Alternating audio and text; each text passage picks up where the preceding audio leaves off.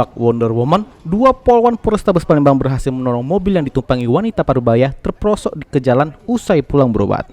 Belakangan kejadian tersebut terjadi Rabu 9 Maret 2022 siang di lorong Nangka, Kelurahan Talang Jambi, Kecamatan Sukarami, Palembang, yang mana diketahui dua anggota Samapta Polrestabes Palembang ialah Aibda Desri dan Bribtu Mega berhasil mengangkat mobil pribadi yang ditumpangi wanita tersebut. Diketahui wanita parubaya tersebut sudah mengalami sakit stroke dan baru pulang berobat. Namun sayangnya di TKP mobil yang ditumpangi terperosok ke pinggir jalan.